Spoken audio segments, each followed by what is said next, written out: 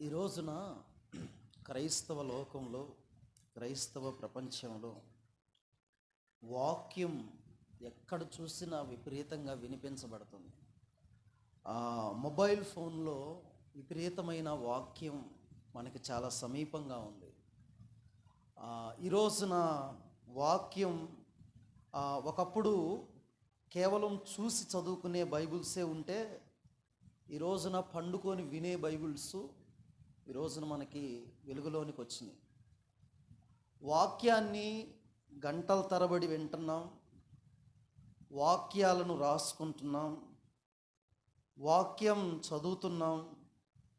కానీ చదివే వాక్యాన్ని, చదివే వాక్య ధ్యానాన్ని, రాసుకునే వాక్యాన్ని నేటి క్రైస్తవులు ఎంతవరకు దాన్ని అనుసరిస్తున్నారంటే, 100 మంది క్రైస్తవుల్లోనంట కేవలం 10 మంది మాత్రమే అనుసరిస్తున్నారంట. మిగతా 90 మంది దేవుని వాక్యాన్ని అనుసరించి బ్రతకట్లేదంట. సో సాడ్, చాలా బాధాకరమైన విషయం.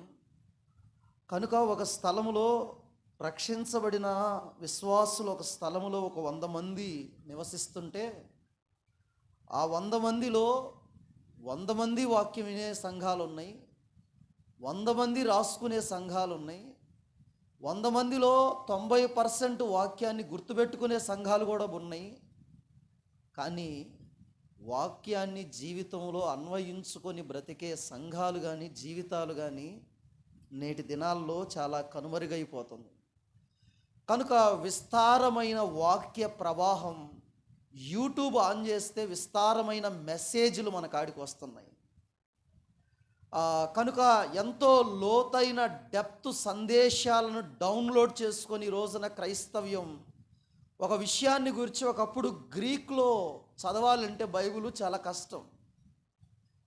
కానీ ఈ రోజున డైరెక్ట్గా గ్రీకునే చదువుకునే ఆ అనుకూలతలు ఈ రోజున ఇంటర్నెట్ ద్వారా మనకి చాలా అందుబాటులోకి వచ్చేసింది. వాక్యాన్ని గూర్చి చాలా లోతుగా ధ్యానం చేస్తున్నాం. విషయ పరిజ్ఞానం ఉంది మన కాడ. ఈ రోజున విస్తారమైన వాక్యాన్ని గూర్చిన ప్రభావం మనలో ఉంది.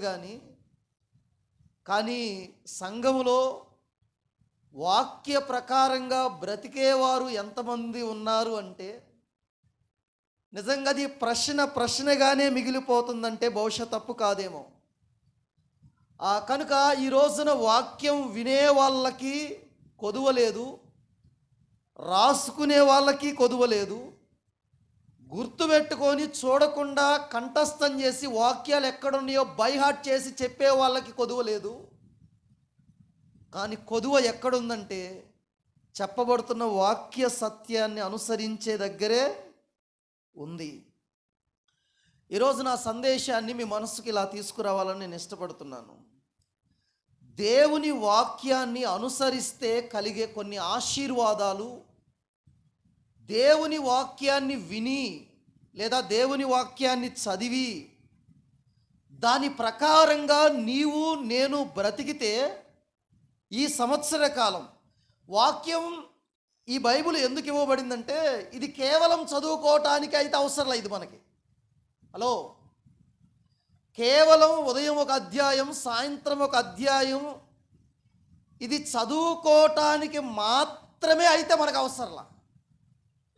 అయితే ఇది దేనికోసం ఇవ్వబడిందంటే, చదివిన వాక్య ప్రకారంగా బ్రతకడానికి ఇవ్వబడింది.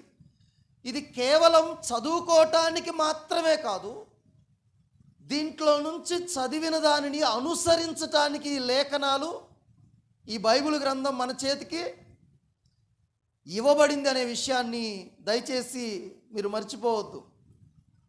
ఒక సహోదరుడు నన్ను ఇలా అడిగాడు, అన్నా మీరు ఎన్నిసార్లు బైబిల్ చదివారన్నా అని అడిగాడు. ఏదో దేవుని కృపను బట్టి కొన్నిసార్లు చదివానయ్యా అని చెప్పాను. మరలా అడుగుతున్నాడా, నా ప్లీజ్ అన్న చెప్పన్నా, ఎన్నిసార్లు బైబిల్ చదివావో చెప్పన్నా అంటున్నాడు. ఏందయ్యా అన్న, నేను అతను అన్నిసార్లు అడుగుతుంటే నేను అడుగున్నాను, నువ్వు ఎన్నిసార్లు చదివావో చెప్పని అడిగాను.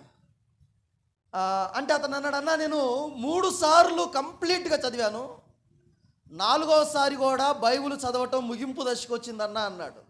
నేను ఒక మాట అడిగాను, నువ్వు 4 సార్లు బైబిల్ చదివావు కదా, 4 సార్లు నువ్వు బైబిల్ చదివిన దాంట్లో నుంచి నేర్చుకొని మార్చుకున్న 4 విషయాలు చెప్పని చెప్పాను నేను. అతను సైలెంట్ అయిపోయాడు. నిజంగా వాక్యాన్ని చదివి నేర్చుకొని నీ బ్రతుకును మార్చుకున్న 4 విషయాలు, 4 థింగ్స్.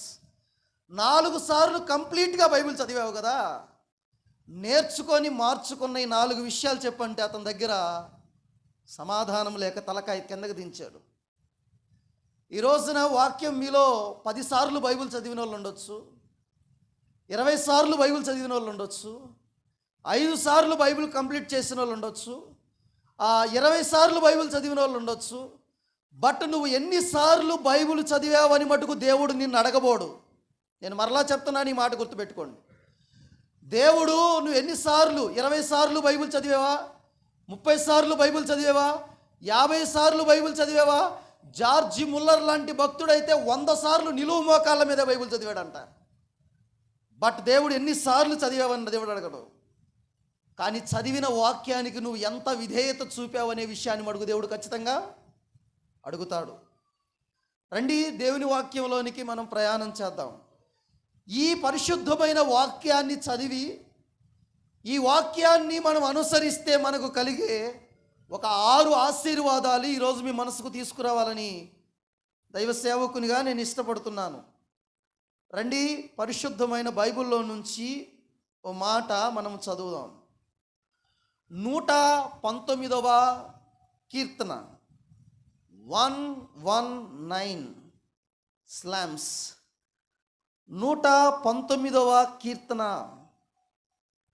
1-2 చరణాలను ఈ సమయంలో మనం చదవటానికి ముందు ఇంకొక మాట కూడా చదువుదామండి.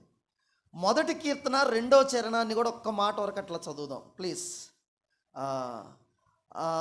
మొదటి కీర్తన 2వ చరణం.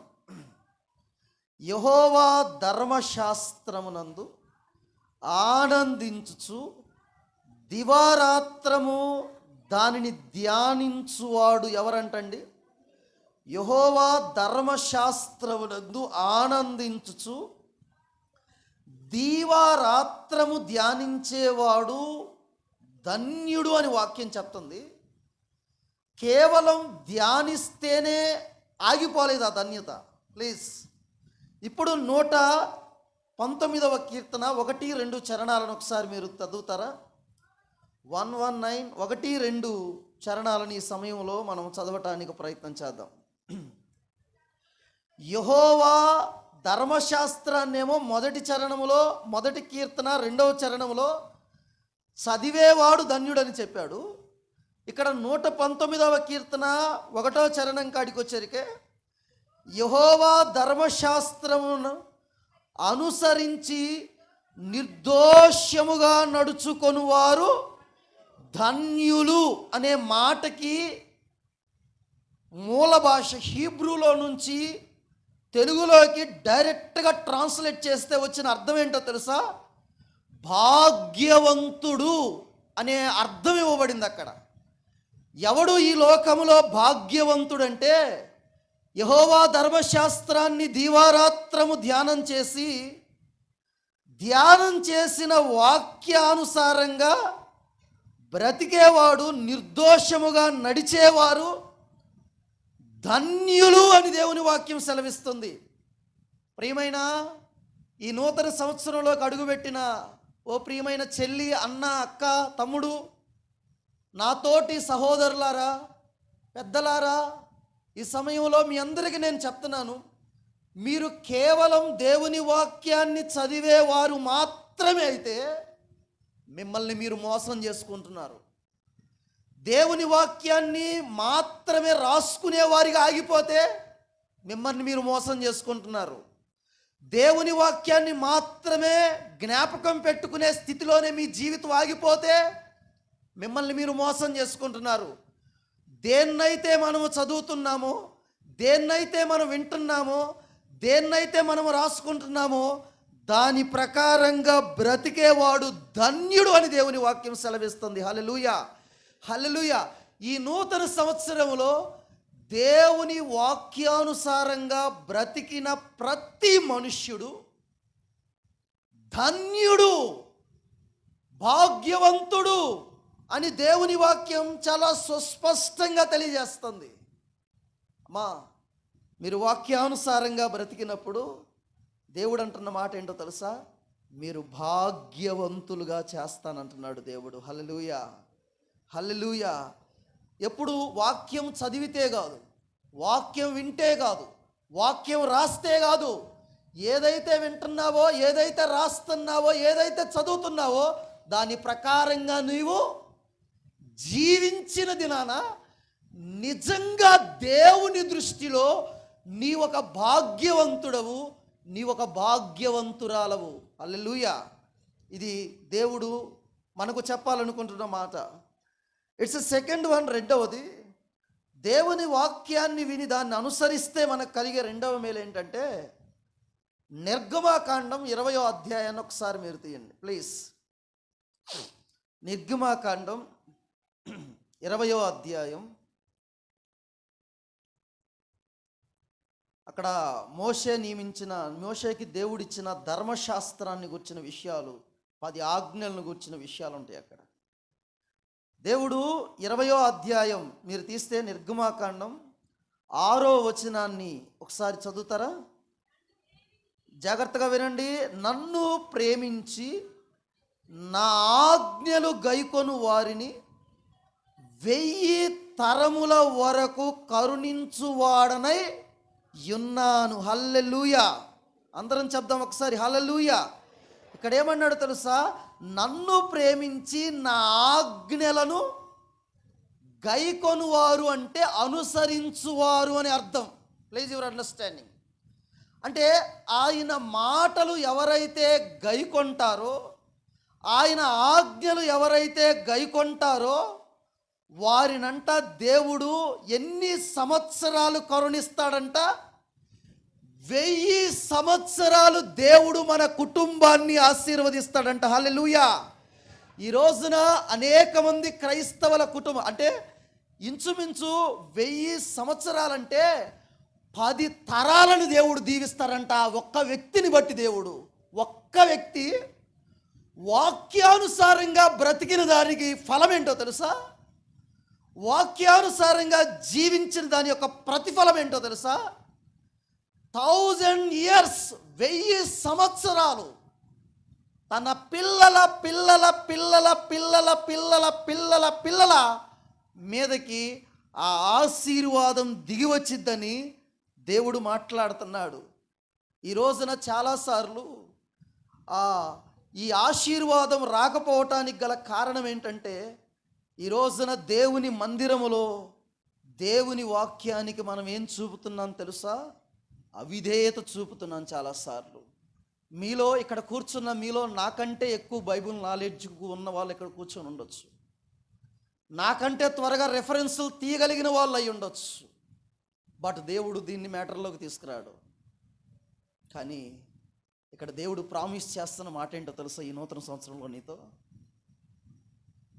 నా ఆజ్ఞలు నువ్వు గైకొంటే నేను నిన్ను నీ కుటుంబాన్ని 1000 తరాలు కరుణిస్తానంటున్నాడు. హల్లెలూయా, హల్లెలూయా. యేసు ప్రభువా, ఎంత ఆశీర్వాదం ఉంటే అపవాది ఈ వాక్యాన్ని మనం అనుసరించనివ్వకుండా ఎంత సులువుగా తప్పించేస్తాడండి మనల్ని త్రోవలో నుంచి. వాక్యానికి విధేయులం కాకుండా ఎన్నిసార్లు మనం మోసం పరుచుకున్నామండి. నీకు తెలుసు అక్క, ఇది వాక్యానుసారం కాదని నీకు తెలుసు, ఇది వాక్యానుసారం కాదని తెలుసు, కానీ అది నువ్వు చేసి కదా నష్టపోయింది.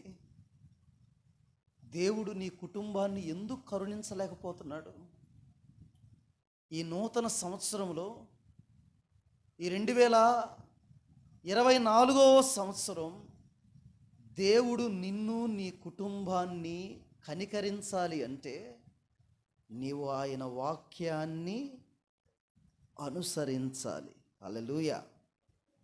నెంబర్ 3, 3వ మాట, ఇదే నిర్గమాకాండం 15వ అధ్యాయాన్ని మీరు ఒకసారి తీస్తే,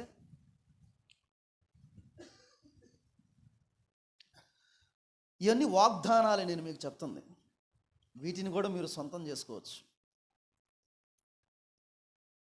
15వ అధ్యాయం, నిర్గమాకాండం 15వ అధ్యాయం 26వ వచనాన్ని ఈ సమయంలో మనం చదువుదాం ప్లీజ్. మీ దేవుడైన యెహోవా వాక్కును శ్రద్ధగా ఎలా వినాలంటండి? వాక్కును, దేవుని వాక్యాన్ని ఎలా వినాలా? శ్రద్ధగా విని ఆయన దృష్టికి న్యాయమైనది చేసి ఆయన ఆజ్ఞలకు విధేయులై ఆయన కట్టడలన్నిటినీ అనుసరించి నడిచిన ఎడల నేను ఐగుప్తీయులకు కలుగజేసిన రోగములలో ఏది మీ మీదకి రానియను, నిన్ను స్వస్థపరచు యెహోవాను నేనే అని. నువ్వు హల్లెలూయా. అసలు చూసా ఎంత క్లారిటీగా మాట్లాడుతున్నాడు దేవుడు. మనం ఏం పట్టుకుంటాం తెలుసా? ఏమని ప్రార్థన చేస్తాం తెలుసా? యేసయ్యా, యెహోవాయే నిన్ను స్వస్థపరచునని సెలవిచ్చావు కదయ్యా, యేసయ్యా నువ్వే స్వస్థపరచయ్యా. ఎంత గొప్ప వాక్యం వచ్చింది. ఒక అనారోగ్యంతో ఒక వ్యాధిగ్రస్తుడికి అతడు కానీ ప్రామిస్ కార్డు తీసుకున్నాడు అనుకో, నేను నిన్ను స్వస్థపరుస్తానని. అబ్బా, ఇక దేవుడు నాతో మాట్లాడాడు, దేవుడు నన్ను ఏం చేయబోతున్నాడు? అయితే దేవుడు ఎప్పుడు స్వస్థపరుస్తాడు? అక్కడ కమాండ్ ఉంది, ఆజ్ఞ ఉంది. అక్కడ ఏంటి ఆజ్ఞ? ఆయన వాక్యాన్ని శ్రద్ధగా వినాలి, ఆ తర్వాత ఆయన దృష్టికి న్యాయమైనది చేయాలి. లాస్ట్ వన్ ఏమంటున్నాడు? ఆయన ఆజ్ఞలకు విధేయులై ఆయన కట్టడలన్నిటినీ అనుసరించి నడిచిన ఎడల. ప్లీజ్ ఎవరండి, ఒకవేళ మనము దేవుని వాక్యాన్ని విని దేవుని వాక్యాన్ని రాసుకొని దేవుని వాక్యాన్ని చదివి దాన్ని అనుసరించకపోతే దేవుడు నిన్ను బాగు చేయలేడు, దేవుడు నిన్ను స్వస్థపరచలేడు. ఎందుకంటే తన వాక్కుకు విధేయులైన వారిని దేవుడు ప్రామిస్ చేస్తున్నాడు, నేను నిన్ను బాగు చేస్తానంటున్నాడు. హల్లెలూయా. ఐగుప్తీయులకు వచ్చు ఏ తెగులు నీకు రానియక నిన్ను స్వస్థపరచు యెహోవాను నేనే. ఎప్పుడండి స్వస్థపరిచేది? ఎప్పుడండి స్వస్థపరిచేది ఆయన? నువ్వేదో 10 నిమిషాలు వెంటనే ప్రార్థన చేయగల స్వస్థ వచ్చిద్దా? వాక్యానికి లోబడకుండా తిరుగుబాటు, వాక్యం పైన సో మెనీ టైమ్స్ అనేక సార్లు తిరగబడతాం మనం. సారికి తిరగబడతాం మనం వాక్యం పైన. వాక్యం అంటే లెక్క లేదు కొంతమందికి, వాక్యం అంటే భయం లేదు కొంతమందికి. వాక్యానికి అవిధేయత ఈరోజు నీ నష్టానికి కారణం, నీ అనారోగ్యానికి కారణం, నీ ఇంటి శాపానికి కారణం నీవు వాక్యానికి చూపిన అవిధేయతే. నువ్వు వాక్యం పైన చేసిన తిరుగుబాటు దానికి కారణం. ప్లీజ్, దేవుడు ఈ రోజున 2 చేతులు చాపుతున్నాడు. నా వాక్కుని మీరు శ్రద్ధగా విని, నా వాక్కుని మీరు శ్రద్ధగా విని, తర్వాత ఏమంటున్నాడండి? ఆయన దృష్టికి న్యాయమైనది చేసి ఆయన ఆజ్ఞలను కట్టడలను అనుసరిస్తే. అనుసరణ లేకపోతే స్వస్థత లేదు. నూనె డబ్బా పట్టుకొని వచ్చి దానికి ప్రార్థన చేయించుకొని వస్తే స్వస్థత రాదు. మనిషిని బాగు చేసేది నూనె బుడ్డి కాదు. మనిషిని స్వస్థపరిచేది ఏంటో తెలుసా? నీలో ఉన్న విశ్వాసము. రెండవది, నీవు చూపే వాక్యానికి విధేయత నిన్ను బాగు చేసిద్ది. హల్లెలూయా. ఇది లేకుండా మనమేం చేస్తామండి? నెంబర్ 4, దేవుని వాక్యంలో నుంచి జాగ్రత్తగా విందాం. 1, దేవుని వాక్యానుసారంగా బ్రతికితే మనకు వచ్చిన మొదటి ఫలం ఏంటి? ఆశీర్వాదం ఏంటి? మనము భాగ్యవంతులం, మనము ధన్యులం. రెండవది, 1000 తరాల వరకు దేవుడు మనవల్ని, మన కుటుంబాన్ని కనికరిస్తాడు. మూడవది, దేవుని వాక్యానికి విధేయత చూపితే ఆయన నిన్ను, నీ కుటుంబాన్ని స్వస్థపరుస్తాడు. హల్లెలూయా. ఈ పాత సంవత్సరంలో నీ కుటుంబంలో సమస్యలు ఉన్నాయేమో. ఇక్కడ గుర్తుపెట్టుకోండమ్మా, స్వస్థత అంటే 2 రకాలుగా ఉంటుంది. ఒకటి శరీరానికి స్వస్థత, 2 ఆత్మకు స్వస్థత. చాలామంది శారీరకంగా ఆరోగ్యంగా ఉంటారు, కానీ మానసికమైన వ్యాధులు మనిషికి ఉంటాయి. చాలా మనసులో సమాధానం లేకపోవటం, శాంతి లేకపోవటం, నెమ్మది లేకపోవటం, అశాంతి, అసహనం, గిల్ట్, అపరాధ భావం. ఇక్కడ నా ప్రభువు చెబుతున్న వాగ్దానం ఏంటో తెలుసా? ఈ నూతన సంవత్సరంలో నా మాటకు మీరు విధేయత చూపితే నేను నీ బాహ్య శరీరాన్ని స్వస్థపరుస్తాను, నీ అంతరంగిక హృదయాన్ని నేను స్వస్థపరుస్తాను అంటున్నాడు ఆయన. హల్లెలూయా, హల్లెలూయా. రక్తస్రావ రోగి యేసు ప్రభు దగ్గరికి వచ్చినప్పుడు చూడండి, ఒక్క మాట చూద్దాం. అద్భుతమైన మాట అసలు అది. రక్తస్రావ రోగి, మార్కు సువార్త 5వ అధ్యాయం, మార్కు సువార్త 5వ అధ్యాయం 34వ వచనం. అందుకాయన, కుమారి కుమారి, నీ విశ్వాసము నిన్ను స్వస్థపరిచెను. ఫస్ట్ అక్కడ ఏమన్నాడు? స్వస్థపరిచని చెప్పిన తర్వాత ఏమన్నాడు? ఫస్ట్ వన్ దేవుడు అప్పటిదాకా ఆమె శరీరంలో ఏమి లేదు, సమాధానం లేదు, శాంతి లేదు.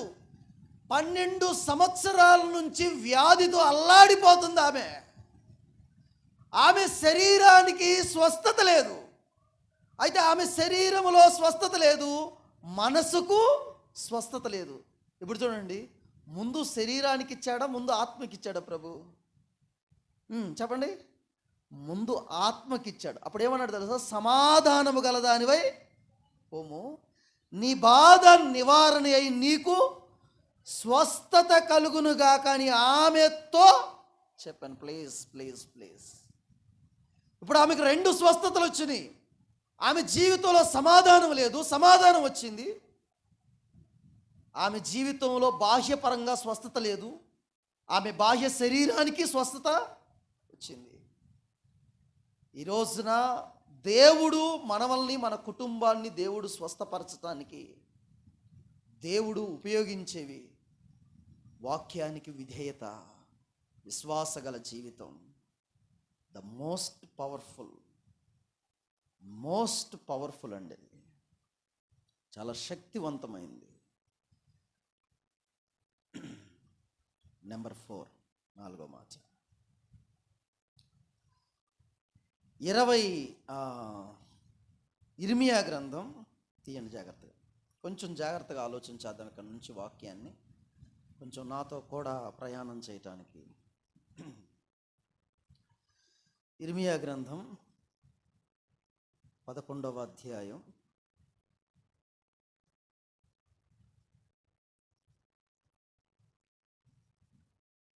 2వ వచనం. మొదటి కూడా చదువు. యెహోవా యొద్ద నుండి ఇర్మియాకు ప్రత్యక్షమైన వాక్. మీరు ఈ నిబంధన వాక్యములను వినుడి. ఈ నిబంధన వాక్యాలను మీరేం చేయండి? వినండి. 3వ వచనం. ఇశ్రాయేలు దేవుడైన యెహోవా సెలవిచ్చినదేమనగా, ఈ నిబంధన వాక్యములను విననొల్లని వాడెవడండి? అక్క చెప్పండి. అసలు ఈ వాక్యాన్ని వినటానికే చెవునివ్వని వాడు మందిరంలో కూర్చోవచ్చు, వాడి మనసు ఇక్కడ ఉండదు, ఎక్కడో తిరుగుతూ ఉంటుంది. మందిరంలో హాజరేపించుకుంటారు, కానీ మందిరంలో కనపడతారు, కానీ తన మనస్సు వాక్యం మీద ఉండదు. అంటే ఏమంటున్నాడండి ఇక్కడ ప్రభు? ఈ నిబంధన వాక్యం విననొల్లని వాడెవడంట? వాడు శాపగ్రస్తుడగును. ఐగుప్తు దేశములో నుండి, ఆ ఇనప కొలిమిలో నుండి నేను మీ పితరులను రప్పించిన దినమున నేను ఈ ఆజ్ఞ ఇచ్చి తిని నేడున్నట్టుగా పాలు తేనెలు ప్రవహించు దేశమును మీ పితరులకు ఇచ్చేదనని వారితో నేను చేసిన ప్రమాణమును నేను నెరవేర్చునట్లు మీరు నా వాక్యాన్ని విని నేను మీకు ఆజ్ఞాపించిన విధులన్నిటిని బట్టి ఈ నిబంధన వాక్యములను అనుసరించిన ఎడల మీరు నాకు జనులయుందురు, నేను మీకు దేవుడునయుందును. మీరు నాకు జనులయుందురు, నేను మీకు. ఇప్పుడు ఆయన నీకు దేవుడై ఉండాలి అన్నా, నువ్వు ఆయనకి జనులు అవ్వాలి అన్నా, నీలో ఉండాల్సిన క్వాలిఫికేషన్ ఏంటి, అర్హత ఏంటి? నువ్వు అనుకుంటావో నేను ఆయన బిడ్డనయ్యా. ఎవరు బిడ్డని? నేను యేసయ్య బిడ్డనయ్యా, నేను యేసు ప్రభు సొత్తునయ్యా, నేను యేసు ప్రభుకు చెందినవాడినయ్యా, యేసు ప్రభు కుమార్తెను కుమారుడు అని చెప్పుకుంటున్నావు. ఇక్కడ ఏమన్నాడు తెలుసా? అనుసరించిన ఎడల అన్నాడు. ఒకవేళ అనుసరించకపోతే మనం ఆయన జనులం కాదు, ఆయన మనకి దేవుడు కాడు. ఈ నూతన సంవత్సరములో నీవు ఆయన ప్రజగా బ్రతకాలి అంటే, నీకు ఆయన దేవుడిగా ఉండాలి అంటే, నీవు ఆయన వాక్యాన్ని ఏం చేయాలండి? ఆయన నిబంధన వాక్యాలను అనుసరించాలా. దేవుడు మనతో చేసిన ఒడంబడిక, దేవుడు మనతో చేసిన ప్రమాణం మన జీవితంలో నెరవేర్చబడాలి అంటే దేవుని వాక్యానికి, దేవుని ఆజ్ఞలకు, దేవుని కట్టడలకు ఈరోజు నువ్వు లోబడాలని ప్రభువు కోరుకుంటున్నాడండి. ఈరోజు నాకు తెలుసండి, దేవుని వాక్యం పట్ల చాలామందికి మక్కువ ఉంది, కానీ అనుకరణ లేదు. దేవుడు తేల్చి చెప్పేస్తున్న మాట ఏంటో తెలుసా? ఈ నిబంధన వాక్యాలను అనుసరించకపోతే మీరు నాకు జనులు కాదు, నేను మీకు దేవుణ్ణే కాదు. ఇన్ని సంవత్సరాలు నువ్వు యేసు ప్రభు దగ్గరికి వచ్చి నిజంగా ఇన్ని సంవత్సరాలు ఈయన నీకు దేవుడుగానే ఉన్నాడంటావా? ఇన్ని సంవత్సరాలు నీవు ఆయన జనుడువేనా, జనురాలువేనా, లేకపోతే ఆయన కుమార్తెవేనా, ఆయన కుమారుడువేనా, ఆయన స్వాస్థ్యమేనా, ఆయన సొత్తేనా, ఆయన స్వకీయ సాంపాద్యమేనా నీవు?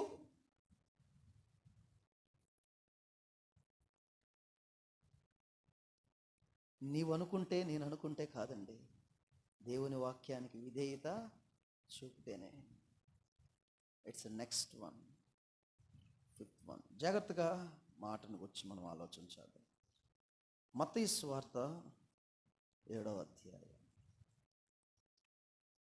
Matthew chapter 7 verses 24. అందరూ తీయండమ్మా దయచేసి. మత్తయి సువార్త 7వ అధ్యాయం 24వ వచనాన్ని చదువుదాం. కాబట్టి ఈ నా మాటలు విని వాటి చొప్పున చేయు ప్రతి వాడు బండ మీద తన ఇల్లు కట్టుకొనిన. మా జాగ్రత్తగా వినండి. ఈ నా మాటలు విని, ఈ మాటలంటే ఎవరి మాటలయ్యి? ప్రభువు మాటలే. ప్రభువు మాటలే వాక్యం. ఆయన మాటలు విని వాటి చొప్పున చేయు ప్రతివాడు బండ మీద తన ఇల్లు కట్టుకొనిన బుద్ధిమంతుణ్ణి పోలి ఉంటాడు. 26వ వచనంలో ప్రభు చెప్తున్నాడు, ఈయన మాటలు విని వాటి చొప్పున వింటాడు, చేయని ప్రతివాడు ఇసుక మీద తన ఇల్లు కట్టుకొనిన బుద్ధిహీనుణ్ణి పోలియుండును. అక్క వినాలి ఈ మాట.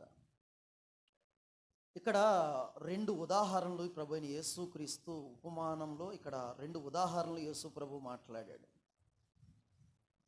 ఇద్దరూ, బుద్ధిమంతుడు మందిరానికి వచ్చాడు, బుద్ధిహీనుడు ప్రభు మాట విన్నాడు. బుద్ధి గలవాడు విన్నాడు, బుద్ధి లేనివాడు విన్నాడు. ఇద్దరూ వాక్యం విన్నారు, ఇద్దరూ మందిరానికి వచ్చారు, ఇద్దరూ రాసుకున్నారు. కానీ ఒకరి ఇల్లేమో కూలిపోయింది, ఒక ఇల్లేమో నిలబడిందండి. కానీ ఎవరిల్లు కూలిపోయింది, ఎవరిల్లు నిలబడిందండి? ఆ ఇంటి పైన 3 రకాలైన దాడులు జరిగినాయి. వాన కురిసింది, వరద వచ్చింది, గాలి విసిరింది. ఆ ఇంటి మీద కొట్టెను కానీ దాని పునాది బండ మీద వేయబడిన గనుక అది పడలేదు. 27వ వచనం. వాన కురిసెను, వరదలు వచ్చెను, గాలి విసిరి ఆ ఇంటి మీద కొట్టెను, అప్పుడది కూలబడిన. దాని పాటు గొప్పదని నిజంగా నేను చెప్తున్నాను.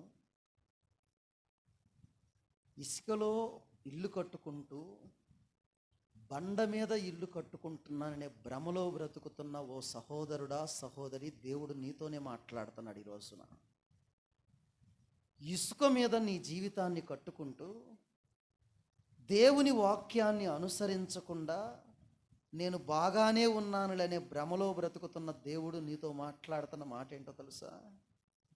ఆయన వాక్యాన్ని విని, ఆయన మాటలను విని వాటిని అనుసరించిన వాడంట బండ మీద ఇల్లు కట్టుకొనిన బుద్ధిమంతుడంటండి. ఆ ఇంటి మీద 3 దాడులు. 2 ఇళ్ళ మీదకి వచ్చింది వాన, 2 ఇళ్ళ మీదకి వచ్చింది వరద, 2 ఇళ్ళ మీదకి వచ్చింది గాలి. కానీ ఒకటి పడిపోయింది, ఒకటి కూలిపోయింది. మీకు ఒక మాట చెప్తున్నాను. చాలాసార్లు ఈ 2023వ సంవత్సరంలో 365 దినాలు గడిచిన సంవత్సరంలో ఆధ్యాత్మిక జీవితంలో చాలాసార్లు పడిపోయిన సందర్భాలు లేవా? నీవు ఆధ్యాత్మికంగా కూలిపోయిన సన్నివేశాలు లేవా నీ జీవితంలో? ఆధ్యాత్మికంగా పతనమైన సందర్భాలు లేవా నీ జీవితంలో? ఆ ఇంటి మీదంట 3 దాడులు. ఒకటి వాన కురిసెను. వాన ఎక్కడ పడిద్దండి? ఎక్కడి నుంచి పడిద్ది? ఆకాశం, దేవుడు దగ్గర నుంచి ఆ వ్యక్తి మీదకి పరీక్ష వస్తుంది. First one. నెంబర్ 2 వరదలు అన్నాడు. వరదలు అనే ఎక్కడి నుంచి వస్తాయి? సముద్రములో నుంచి వరదలు వస్తాయి. బైబిల్ ఇలా చెప్తుంది, లోకానికి సాదృశ్యంగా ఉంది సముద్రం అని దేవుని వాక్యం సెలవిస్తుంది. సముద్రము లోకానికి గుర్తుగా ఉంది. గాలి అపవాదికి, వాడు వాయుమండల సంబంధమైన అధిపతి అని, అందుకే మన ప్రాంతంలో వాడికి గాలి పట్టిందిరా అంటారు. కనుక అపవాది. కనుక 2 ఇళ్ళ మీద దాడి జరిగింది. వాన, వరద, గాలి. ఈ 3 నీ జీవితం మీద ఒకేసారి దాడి చేస్తే, వాన, వరద, గాలి, ఈ 3 సన్నివేశాలు బైబిల్లో ఒక వ్యక్తి మీద దాడి చేయబడ్డాయి. ఆ వ్యక్తి మీదకి వాన వచ్చింది, ఆ వ్యక్తి మీద వరద వచ్చింది, ఆ వ్యక్తి మీద గాలి విసిరింది. కానీ ఆ వ్యక్తి కదల్లా. ఎందుకో తెలుసా? తను ఎక్కడున్నాడు? తన జీవితాన్ని ఎక్కడ కట్టుకున్నాడు? వాక్యం అనే బండ మీద నిర్మాణం చేసుకున్నాడు. వాక్యం విని మోసపోలేదు. విన్న వాక్యాన్ని అతను ఏం చేశాడు తెలుసా? అనుసరించాడు. ఆ వ్యక్తే బైబిల్లో అతని వంటి వాడు భూమి మీద లేడు అని సెలవిచ్చిన వ్యక్తి యోబు భక్తుడు. యోబు 3 రకాలుగా శోధించబడ్డాడు. అతను నిజంగా అతన్ని దేవుడే పరీక్షించాడు. Yes are no? ఏమని చేశాడండి? ఇతడు ఊరికనే నిన్ను స్తుతిస్తున్నాడా అని అపవాది అతని కాడికెళ్ళి ప్రశ్న అడిగినప్పుడు అతని కలిగిన వాటి చుట్టూ ఏం తీయమన్నాడు? కంచెను తీసేయమన్నాడండి. 11,500 జంతువులు, పశువులు ఒకే రోజు చనిపోయినాయి.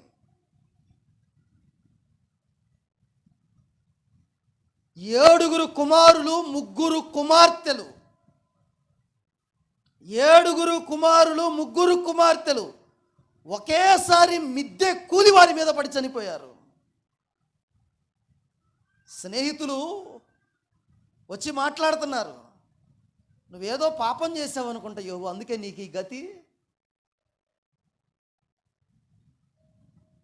వ్యాధిగ్రస్తుడైపోయాడు. అపవాది శోధిస్తున్నాడు, దేవుడు పరీక్షిస్తున్నాడు, లోకంలో ఉన్న స్నేహితులు వచ్చి అతన్ని క్వశ్చనిస్తున్నారు. కానీ యోబు భార్య అంటదో, ఇంకనూ యథార్థతను వదలకుందువా? నోటి మాటలోనైనను యోబు ఏం చేయలేదంటండి, అతడు పాపము చేయలేదంటండి. దేవునికి స్తోత్రం. హల్లెలూయా. అందరం చెప్దాం ఒకసారి, హల్లెలూయా, హల్లెలూయా. ఎంత కీడు వస్తే, 10 మంది ఇంట్లో పిల్లలు చనిపోతే ఇంటి ముందు కంసల వ్యక్తి వచ్చి 10 శవపేటికలు తయారు చేస్తుంటే ఆ తండ్రి గుండె ఎలా ఉందో నాకు అర్థం కాలేదండి అసలు. మన ఇంట్లో గేదెలను పెంచుకుంటే ఆ గేదె పాలు ఇవ్వకపోతే మనకు అన్నం తినబుద్ధి కాదండి. కానీ ఒంటెలు, గొర్రెలు, మేకలు, ఎడ్లు ఒకే రోజు 11,500 పశువులు ఒకే రోజు చనిపోతే చాలా కూల్గా ఉన్నాడండి.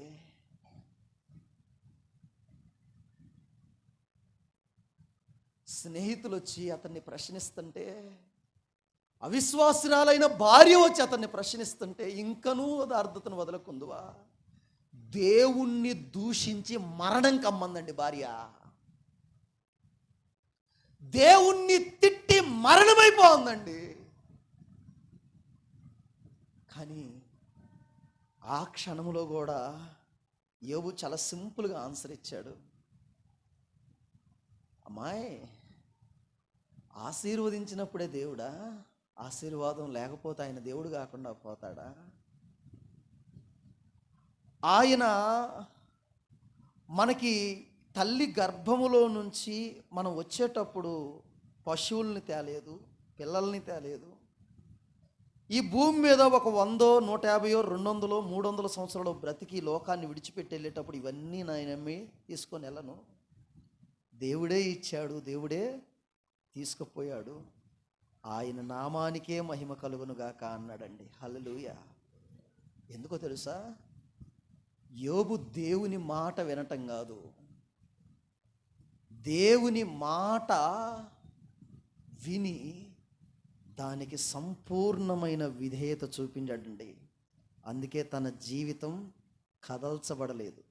వర్షానికి కదలలేదు, చెప్పండి, వరదకు కదలలేదు, గాలి సాతాను చేసే దాడికి కదలలేదు. కనుక బండ మీద కట్టబడిన బుద్ధిమంతుణ్ణి పోలి నువ్వు బ్రతకాలి అంటే ఆయన మాటలు విని దాన్ని అనుసరించాలి. ఈ నూతన సంవత్సరంలో ఫైనల్గా ఇంకొక మాట చెప్పి నా సందేశాన్ని ముగిస్తాను. ఎక్కువ మిమ్మల్ని విసిగించను, ఎందుకంటే సాయంత్రం రాత్రి చాలాసేపు మీరున్నారు కనుక. లూకాసు సువార్త 8వ అధ్యాయాన్ని మీరు తీస్తే యేసు ప్రభుకు అద్భుతమైన ఉపమానాన్ని మాట్లాడతాడు. 8వ అధ్యాయం విత్తువాన్ని గుర్చిన ఉపమానం. అందరు తీయండమ్మా. విత్తువాన్ని గుర్చిన ఉపమానం లూకాసు సువార్త 8వ అధ్యాయంలో మాట్లాడతాడు. ఆ 8వ అధ్యాయంలో రాయబడ్డ మాట ఏంటంటే,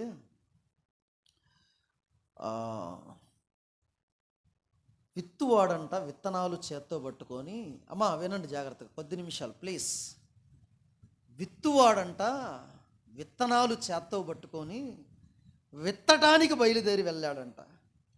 అతడు విత్తటానికి బయలుదేరి వెళ్తుంటే ఆయన విత్తనాలు వెదజల్లుతుంటే కొన్ని విత్తనాలు ఎక్కడ పడ్డాయంట? కొన్ని త్రోవ పక్కన పడ్డాయి, కొన్ని రాతి నేలన పడ్డాయి, కొన్ని ముండ్ల పొదల్లో పడ్డాయి, కొన్ని మంచి నేలను పడ్డాయి.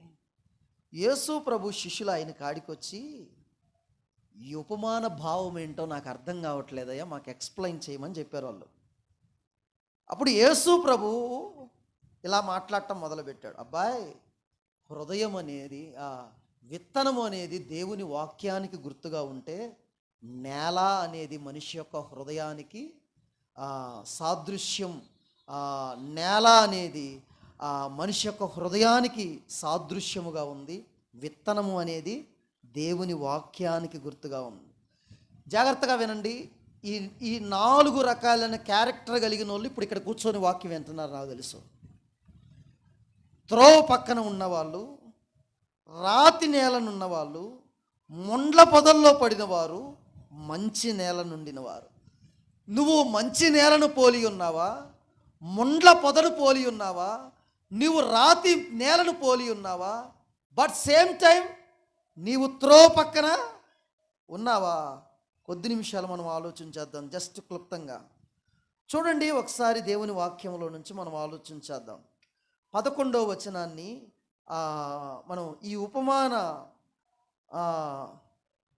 భావం ఏమనగా విత్తనము దేవుని వాక్యం అని చెప్పి 12వ వచనం, త్రోవ పక్క నుండి వారు వినువారు గాని నమ్మి రక్షణ పొందకయుండునట్లు అపవాది వచ్చి వారి హృదయాల్లో నుండి ఏమి తీసుకెళ్ళిపోతాడు? వాక్యాన్ని ఎత్తుకెళ్ళిపోతాడు. ఈ రోజున చాలాసార్లు మనం వాక్యాన్ని ఎందుకు పాటించట్లేకపోతున్నాం? నేను చాలాసార్లు, ఎన్ని సంవత్సరాలు నువ్వు మందిరానికి వస్తున్నావు, ప్రతి ఆదివారం వస్తున్నావు మందిరానికి, క్రమం తప్పకుండా వస్తున్నావు. దేవుని మందిరానికి రావటమే కాదు, వచ్చినాడు కానుకలు కూడా వేస్తున్నావు. వస్తున్నావు, కానుకేస్తున్నావు, ప్రార్థన చేయించుకుంటూ వెళ్ళిపోతున్నావు. కానీ నీ జీవితంలో రక్షణ అనేది లేదు. నీ జీవితంలో రక్షణ అనేది లేదు. ఎందుకు లేదో తెలుసా? ఈ వాక్యాన్ని అపవాది ఏం చేస్తున్నాడు ఈ రోజున? చాలామంది క్రైస్తవులకి ఈ రోజున వాక్యాలు గుర్తుండట్లా. ఎవరైనా నిన్ను పొరపాటుగా నీ కోడలు నిన్ను ఏదన్నా ఒక మాట తిట్టిందనుకో, నన్ను ఇలా అంది టవుకేస్తావు. దేశమంతటా ఫోన్ చేసి మరీ చెప్తావు సమాజానికి. ఉపయోగం లేదు. దేవుడు నీతో మాట్లాడాడు, ఆ మాట మటుకు నాకు గుర్తుండదు. గుర్తుపెట్టుకోవాల్సిన వాటినేమో గుర్తుపెట్టుకోం, ఏదైతే గుర్తుపెట్టుకోకూడదో దాన్ని గుర్తుపెట్టుకుంటాం. అందుకని వాక్యము అనేది నాలో నిలబడదు కాబట్టి నేనేం పొందను? రక్షణ పొందను. కనుక చాలామంది 2023వ సంవత్సరంలో చాలామంది మందిరానికి వచ్చారు, కానీ వాళ్ళు ఎందుకు రక్షణ పొందలేదో తెలుసా? వారి హృదయం త్రోవ పక్కన ఉంది కాబట్టి. నెంబర్ 2, రెండవది, కానీ ఈ సంవత్సరమైనా నువ్వు రక్షించబడుదువుగాక. 13వ వచనం, రాతి నేల నుండి వారెవరనగా వినునప్పుడు వాక్యము సంతోషముగా అంగీకరించువారు కానీ వారికి వేరు లేనందున కొంచెము కాలము నమ్మి శోధన కాలము వాళ్ళు ఏమవుతారంట? వాళ్ళు తొలగిపోతారంట. వాక్యం విన్నప్పుడు వాళ్ళలో చాలా ఉద్రేకం వస్తుంది, ఉజ్జీవం వస్తుంది. ఇక ఈ రోజు నుంచే మొదలు పెట్టాలి, ఇక సాయంత్రమే.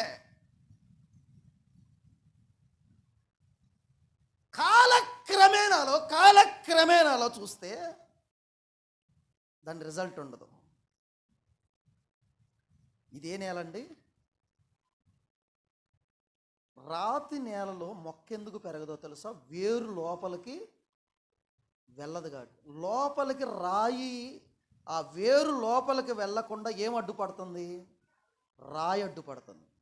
ఈ రాయి, ఇది ఒక అపరాధం, ఇది ఒక పాపం. అంటే నువ్వెందుకు శోధన కాలములో తొలగిపోతున్నావంటే, వాక్య విషయంలో లోతైన అనుభవం నీకు లేదు కాబట్టి. వింటున్నప్పుడు ఉద్రేకంగా తీర్మానాలు చేస్తావు, కానీ కాలక్రమేణాలు దానిలో నుంచి నువ్వేమైపోతావు, నువ్వు తొలగిపోతావు. ప్లీజ్ ప్లీజ్ ప్లీజ్, చాలామంది ఏదైనా ఒక చిన్న శోధన అపవాది నుంచి ఎదురైందనుకో, ఇంట్లోనే కొంతమంది అంటారు, ఏదైనా వాళ్ళ ఇంట్లో ఒక చిన్న గొడవ అయిందనుకో, ఇక నేను ఇంత ప్రార్థన చేసి కూడా అనవసరం, నేను చర్చి మానేస్తే పోయిద్దేమో, నేను మందిరానికి వచ్చి ఏం మేలు జరిగింది నాకు. వెంటనే నెగిటివ్ థింగ్స్. ఎందుకో తెలుసా, వాళ్ళకేం లేదు, వేరు లేదు, లోతైన వాక్య అనుభవం వారికి లేదు.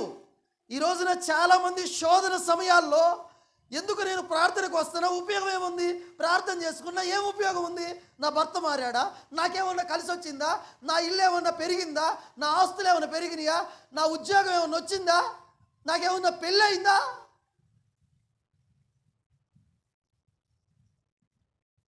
బ్యాకప్, వెనక్కి వెళ్ళిపోవటం, శోధన. షీఈస్ వెరీ డేంజర్, ప్రమాదకరమైన నేల. ఏంటది?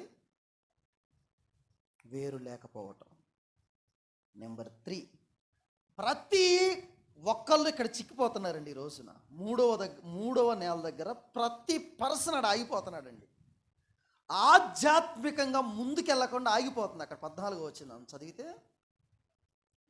ముండ్ల పొదలలో పడిన విత్తనమును పోలిన వారెవరనగా, విని కాలము గడిచిన కొలది ఈ జీవన సంబంధమైన విచారముల చేతను, ప్లీజ్, ధనభోగముల చేతను అణిచివేయబడి పరిపక్వంగా వారేం చేయరు, ఫలింపని వీరెవరంట, ముండ్ల పొదలలో పడిన విత్తనమును పోలిన వారెవరు? వాక్యాన్ని వింటారు, చర్చికి వస్తారు, వాక్యాన్ని రాసుకుంటారు, కానీ కాలము గడిచే ఈ వ్యవహారంలో, కాలం ముందుకెళ్ళేటప్పుడు ఈ జీవన సంబంధమైన ఈ లైఫ్లో కొన్ని ఎదురు దెబ్బలు తగులుతాయండి మనిషి జీవితానికి. మరి ముఖ్యంగా అక్కడ అన్నాడు, ధనభోగముల చేత మనుషుడు ఏమవుతున్నాడు, ముళ్ళ పొదల్లో పోయి ఒక ఇత్తనం వేసి అది ఫలించింది, ముళ్ళు ఏం చేస్తాయో తెలుసా, ఆ మొక్కని పైకి రానివ్వకుండా పొడుస్తూ ఉంటాయి. అది ఎదగలేదు, ముళ్ళేమో పొడుస్తూ ఉంటాయి, అది పైకి రాలేదు. ఈ రోజున ధన వ్యామోహం అనేది, ఈ రోజున చాలామంది ఆర్థిక పరిస్థితులను బట్టి దేవుణ్ణిలో చాలామంది స్టాండర్డ్గా ఉండలేకపోతున్నారు.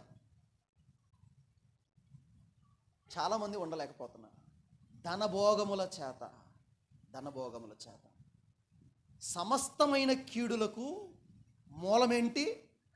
ధనాపేక్ష. అయితే ఆ ధనమే నా కాడ లేదని ఈ రోజున చాలామంది దేవుడికి దూరం అవుతున్నారు.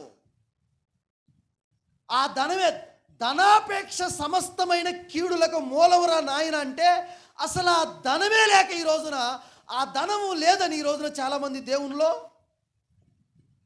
ఎదగలేకపోతున్నారు. నేను ఒక్క మాట చెప్తున్నానక్క, ప్లీజ్, దేవుడు నీకేం కావాలో నీ పరలోకపు తండ్రికి తెలుసు. హల్లెలూయా. నీకేమేమి అవసరమో, నీ భర్తకేం అవసరమో, నీ పిల్లలకేం అవసరమో, నీ కుటుంబానికి ఏం అవసరమో దేవుడు కన్నీ తెలుసు. కనుక మీకు ఏమేమి కావాలో అవన్నీ దేవుడు మీకు ఇవ్వాలని కూడా తెలుసు. దేవుడు ఒక మాట చెప్పాడండి, ఆయన రాజ్యమును ఆయన నీతిని మొదట మెదకండి, ఆ మీదట మీకు కావలసినవి ఆయన అనుగ్రహించును అన్నాడు. హల్లెలూయా, హల్లెలూయా, హల్లెలూయా. చాలాసార్లు ఇలా అనిపిస్తుంది, యేసు ప్రభువుని నమ్ముకున్నాం, మంచి అబ్బాయికి ఇచ్చి పెళ్లి చేద్దాం అనుకుంటే కట్నం ఇవ్వటానికి డబ్బులు లేవు.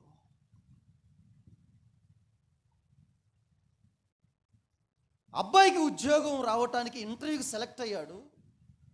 వాళ్ళు కొంత డబ్బులు కట్టమన్నారు, ఆ డబ్బులు దొరకలేదు.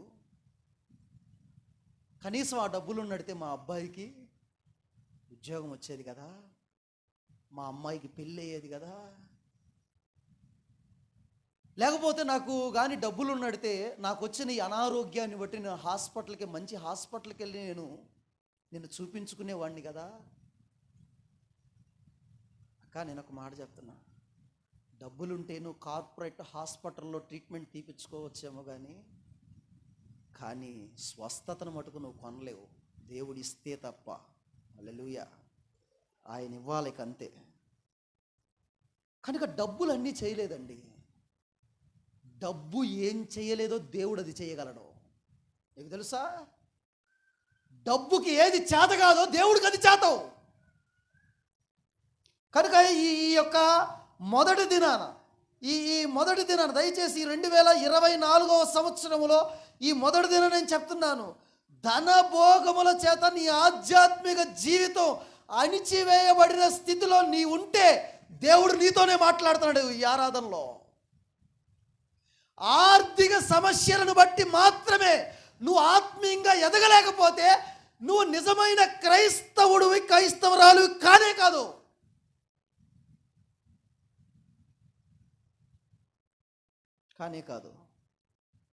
కంక్లూజన్, నా అంశంలో నుంచి పక్కకి వెళ్ళలేదండి. దేవుని వాక్యాన్ని విని దానిని అనుసరిస్తే. ఇప్పుడు రండి 15వ వచనం. మంచి నేల నుండి విత్తనమును పోలిన వారెవరనగా, అసలు ఆ మాట చూడండి, మంచి నేల నుండి విత్తనమును పోలిన వారెవరనగా, యోగ్యమైన మంచి మనస్సుతో వాక్యము విని దానిని అవలంబించి ఓపికతో ఫలించువారు. హల్లెలూయా, 2 చేతులే చెప్దాం ఒకసారి. హల్లెలూయా, హల్లెలూయా. దేవుని వాక్యాన్ని పట్టుకొని దేవుని వాక్యాన్ని అనుసరించేవాడు ఓపికతో ఫలిస్తాడు. అతడు ఫలాలు ఫలిస్తాడు, కానీ టైం పట్టింది. వాక్యం కొరకు బ్రతికేవాడు ఫలించడానికి టైం పట్టింది. శ్రేష్టమైన ఫలాలు ఫలించేవాడు వెలుగులోనికి రావటానికి సమయం పట్టింది. దేవుడు నిన్ను గొప్ప చేయాలనుకుంటే 1 గంట చాలు నీ జీవితాన్ని మార్చేయగలడు. 1 నైట్ చాలు నీ జీవితాల్లో గొప్ప మార్పులు సృష్టించగలడు ఆయన ఏదైనా. నేను అనుకుంటున్నాను, ఆదియందు దేవుడు భూమి ఆకాశాలను సృజించెను. భూమి నిరాకారముగాను శూన్యముగాను చీకటి అగాధ జలముల పైన కమ్మి ఉండెను. ఆ జలముల పైన దేవుని ఆత్మ అల్లాడుచుండెను. భూమి నిరాకారంగా ఉంది, భూమి శూన్యంగా ఉంది, భూమి చీకటిగా ఉంది. నిరాకారంగా ఉన్న ఈ ప్రపంచానికి ఒక ఆకారాన్ని ఇచ్చిన దేవుడు, శూన్యములో నుంచి సమస్తాన్ని చేసిన దేవుడు, చీకటిని వెలుగ్గా చేసిన దేవుడు నీ జీవితంలో ఫలాలను ఇవ్వలేడా? అయితే వాక్యం కొరకు బ్రతికే దమ్ము నీలో ఉందా? వాక్యం కొరకు జీవించే ధైర్యం నీలో ఉందా? వాక్యం కొరకు నేను బ్రతకగలను బ్రదర్, ఈ సంవత్సరం నేను పరిపూర్ణంగా దేవుని వాక్యానికి లోబడి నేను జీవిస్తాను. ఇలా తీర్మానం చేయి, ప్రభువా నీ వాక్యానికి నేను లోబడని రోజున నేను ఈ లోకంలో బ్రతికనవసరమయ్యా. ఒక డెడికేషన్. ఇప్పుడు చెప్పిన ఈ మాటలన్నీ కూడా ఎవరు భాగ్యవంతులండి? ఆయన వాక్యాన్ని చదివి దాన్ని అనుసరించేవాడు భాగ్యవంతుడు. ఎవడిని ప్రభు 1000 సంవత్సరాలు కరుణిస్తానన్నాడండి? ఆయన వాక్యాన్ని విని దాన్ని అనుసరించేవాడు. ఎవరిని దేవుడు స్వస్థపరుస్తానన్నాడండి? ఆయన వాక్యాన్ని విని దాన్ని అనుసరించేవాడు. ఎవరు నా జనులు, ఎవరికి నేను దేవుడిగా ఉంటానన్నాడండి? నా వాక్యాన్ని విని దాన్ని అనుసరించేవాడు. ఎవడు బండ మీద కట్టబడిన వాడండి? ఆయన వాక్యాన్ని విని దాన్ని అనుసరించేవాడు. ఎవడు ఫలిస్తాడండి? ఆయన వాక్యాన్ని విని దాన్ని అనుసరించేవాడు. ఈ నూతన సంవత్సరంలో మనందరం ఈ మాట చెప్పాలా? చిత్తము ప్రభువా, చిత్తము ప్రభువా, చిత్తము ప్రభువా. అక్క, నేను 2 మాటలు చెప్తాను, సువార్త క్లోజ్ చేస్తాను. ఈ 2023 సంవత్సరంలో చాలా మరణాలు నేను చూశాను. చాలామంది కళ్ళ ముందు చనిపోయారు, చాలా దగ్గరగా ఉన్నోళ్ళు చనిపోయారు. చనిపోయిన ప్రతి శవం చాలా చాలా బరియల్ కార్యక్రమాల్లో అటెండ్ అయ్యాను 2023 సంవత్సరంలో. ఈ 2023 సంవత్సరం, గతించిన 23 సంవత్సరంలో చాలా బరియల్ కార్యక్రమాలు దగ్గరుండి చేశాను. ఆ బరియల కార్యక్రమాల కాడ నిలబడి వాక్యం చెప్పాను.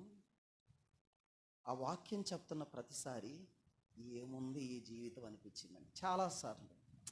ఎంత తుచ్చమైనది ఈ బ్రతుకు, ఎంత తుచ్చమైనది ఈ జీవితం, దీనికి ఎందుకు ఇంత సోకు. చనిపోయిన రండి నాకు ఫోన్ చేస్తారు, వెంటనే వాళ్ళని నేను అడిగే ప్రశ్న ఏంటో తెలుసా? సమాధి. వెంటనే వచ్చే ప్రశ్న ఏంటో, ఎప్పుడు చేస్తున్నారు, ఉదయమా సాయంత్రమా అంటే. అప్పుడుదా కలిశాడు, అప్పుడుదా వెంటనే అతను ఏడ్చుకెళ్ళి ఎక్కడ పడేయాలనుకున్నారు? గుంటలో పడేయాలనుకుంటున్నారు. అక్క, నువ్వైనా నేనైనా, వాక్యం చెప్తున్న జయరాజన్నైనా, వాక్యం వింటున్న నువ్వైనా, మనందరం ఒకరోజు గుంతకు ఎడవబడాల్సిన వాళ్ళమేనక్క. నా ప్రశ్న ఏంటో తెలుసా? దేవుని వాక్యంలో ఒక మాట ఉంది. యాకోబు అంటాడు, ఒకానొక పట్టణమునకు వెళ్ళి 1 సంవత్సరం ఉండి వ్యాపారము చేసి లాభం సంపాదించుకుందాము రండని చెప్పుకొని వారులారా, రేపేమి సంభవించునో మీకు తెలియదు. మీ జీవము ఏ పాటిది, మీరు కొంతసేపు కనబడి అంతలో మాయమైపోయే ఆవిర్లాంటి వారు మీరు అన్నాడు యేసు ప్రభు. ఈ బ్రతుకు ఎలాంటిదండి? ఆవిర్లాంటిదండి. ఎందుకండి దీనికి ఎంత వైభోగాలు, ఎందుకండి దీనికి ఇంత ప్రాధాన్యత? అక్క, నేను చెప్తున్నాను, చచ్చి పోయాడురా, చచ్చి పోయిందిరా. చచ్చేదేంది, పోయేదేంది? చచ్చింది శరీరం, పోయింది ఆత్మ. ఎక్కడికి? 2 స్థలాలు, ఒకటి నరకం, ఒకటి పరలోకం. యేసుక్రీస్తుని సొంత రక్షకుని అంగీకరించి మారు మనసు పొంది పాపక్షమాపణ కలిగి బాప్తిజం తీసుకుంటే ప్రభు ఉండే స్థలంలో నువ్వు ఉంటావు. ఈ ప్రభువు నాకు వద్దు అంటే, ఒకవేళ మరణం మన తలుపు కొడితే నిత్య నరకాగ్ని గుండంలో యుగయుగాలు అసలు అడుగులేని అగాధం అంటండి. అసలు ఏందో నాకు ఆ మాట చదివినప్పుడల్లా ఒళ్ళు గగ్గురు పడుతాడు. అడుగులేదంట అసలు అగాధానికి. యుగాయుగాలు మనిషి అలా దిగెళ్ళిపోతానే ఉంటాడంట మంటల్లో, అగ్నిలో.